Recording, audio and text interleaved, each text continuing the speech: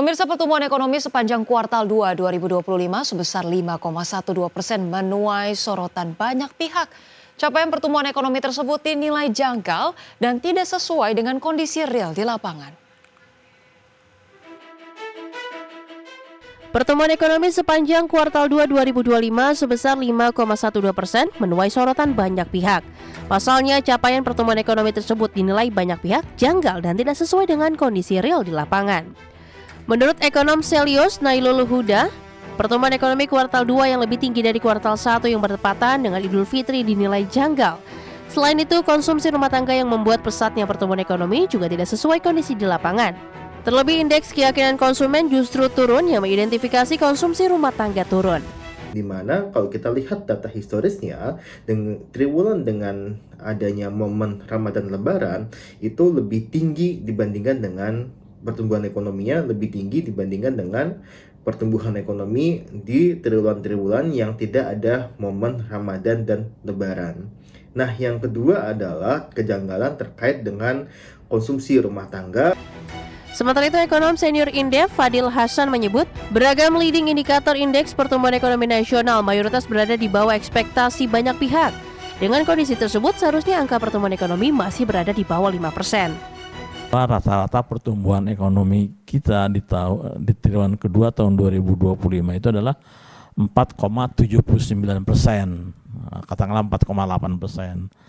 Nah, sehingga selisihnya dengan apa yang diumumkan oleh BPS itu cukup signifikan lah, ya kan. Nah, jadi kemudian ini yang menimbulkan pertanyaan. Sejumlah kalangan meminta Badan Pusat Statistik untuk menyampaikan data yang sebenarnya, bukan bermain dengan data dan indeks untuk menghasilkan pertumbuhan ekonomi. Dari Jakarta, Adi Firmansyah, Radio Patmo, IDX Channel. Pemirsa, Menteri Sekretaris Negara Prasetyo Hadi menepis tudingan pemerintah memainkan dan memoles data pertumbuhan ekonomi Indonesia hingga mencapai 5,12% di kuartal 2 2025. Prasetyo menegaskan pertumbuhan ekonomi yang mencapai 5,12% ini salah satunya didorong oleh paket stimulus dan insentif yang dikeluarkan pemerintah, terutama dalam mendorong daya beli masyarakat. Berdasarkan data BPS, konsumsi rumah tangga berkontribusi terbesar terhadap PDB, yakni sebesar 54,25%. Pertumbuhan ekonomi itu kan terdiri dari beberapa komponen ya. Di situ ada belanja rumah tangga, kemudian di situ ada belanja pemerintah, di situ ada komponen investasi. Nah, tentunya kalau hari ini BPS secara resmi menyampaikan mengenai pertumbuhan ekonomi kita, ya pastilah di situ berisi seluruh komponen tadi. Bahwa komponen-komponen itu adalah hasil dari program-program atau kemudian kalau dari sisi pemerintah itu adalah hasil dari stimulus-stimulus yang itu disiapkan oleh pemerintah, ya memang demikian. Pemirsa, guna mengurangi kemacetan dan pengeluaran biaya transportasi, Kementerian Perhubungan mendorong adanya operasional Transjakarta menuju Pelabuhan Tanjung Priok dan Bandara Soekarno-Hatta. Kementerian Perhubungan melalui Direktorat Jenderal Integrasi Transportasi dan Multimoda tengah mendorong adanya operasional bus Transjakarta menuju Pelabuhan Tanjung Priok dan Bandara Soekarno-Hatta secara reguler. Upaya ini dinilai dapat mengurangi kemacetan setiap hari di Jakarta dan membatasi penggunaan kendaraan pribadi serta mengurangi pengeluaran biaya transportasi pegawai. Menurut Direktur Prasarana Integrasi Transportasi Antar Moda Kementerian Perhubungan, Sigit Irvansyah, usulan Kemenhub ini telah mendapatkan respon yang sangat baik dari pihak Transjakarta. Akan tetapi, guna dapat berjalan dengan lancar, Kementerian Perhubungan akan melakukan pertemuan dengan pihak lain yang berada di kawasan Pelabuhan Tanjung Priok dan Bandara Soekarno-Hatta. Mungkin tidak hanya Tanjung Priok, tadi saya ngobrol juga di Bandara Soekarno-Hatta. Orang ke Soekarno-Hatta kan ada dua grup, penumpang pesawat dan karyawan. Ini kalau karyawan suruh naik bis bandara, habis gajinya. Ya kira-kira itu. Kalau Transjakarta welcome bisa masuk ke bandara, dia mau. Damri kan bis bandara. Mahal kan. Kalau ibu sebagai karyawan bisa, ibu sebagai karyawan satu hari 160.000 buat ongkos bu. Bayar makan, gajinya mesti berapa kerja di bandara bu? Kira-kira kan seperti itu. Pemirsa, Anbernic resmi merilis RG 477M, konsol genggam retro berbodi metal yang dibekali dengan fitur modern dan performa yang tinggi.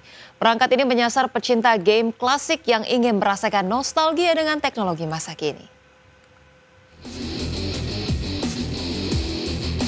Perusahaan teknologi Anbernic kembali mencuri perhatian para pencinta game retro dengan merilis konsol genggam terbaru mereka, RG 477M.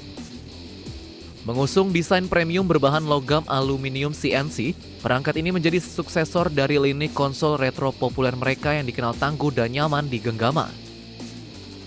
Peluncuran RG 477M sekaligus menandai seri ke-23 Anbernic yang menggunakan material metal, menawarkan estetika dan ketahanan dalam satu paket.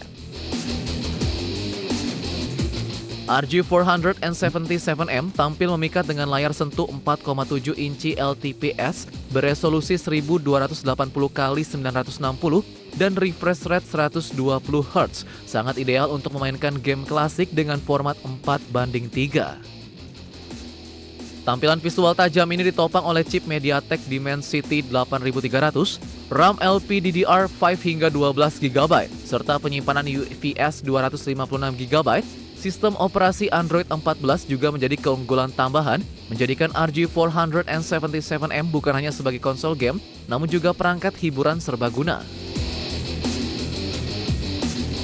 Dari sisi fungsionalitas, RG 477M dilengkapi berbagai fitur canggih seperti pendingin aktif, giroskop, getaran dinamis, serta kemampuan output video melalui USB-C. Tak hanya itu, fitur AI seperti penerjemah real-time, panduan permainan instan, dan text-to-image memperkaya pengalaman bermain pengguna. Soal daya tahan, RG 477M dibekali baterai 5300 mAh yang diklaim mampu bertahan hingga 7 jam pemakaian dan mendukung pengisian cepat 27 watt. Anbernic RG 477M ditawarkan dalam dua varian, yaitu 8GB 128GB seharga $239,99 Amerika dan 12GB 256GB seharga $269,99 Amerika. Berbagai sumber IDX Channel. Ya, dan pemirsa berikut kami hadirkan informasi seputar IHSG pada penutupan perdagangan sesi pertama pemirsa hari ini 7 Agustus 2025. Pemirsa, IHSG terpantau mengalami penguatan 0,49% atau menguat 37 poin ke 7.540,7. Sempat menyentuh level tertingginya di 7.580,5 dan level terendahnya di 7.531,2. 251 saham menguat, 332 saham stagnan. Maksud kami 332 saham menurun dan juga 218 saham stagnan.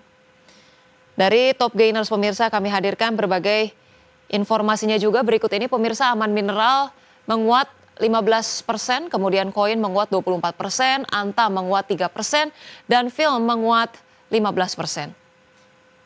Dari top losers pemirsa, CDIA tampaknya melemah 4,4%, kemudian BRMS melemah 2%, Cuan melemah 3,5%, dan saham WIFI melemah 2%. Dari pergerakan sektoral pemirsa, penguatan dipimpin konsumsi non-primer dengan penguatan 1,8%, kemudian barang baku menguat 1,2%, sementara itu infrastruktur melemah 1,1% dan properti melemah 0,4%.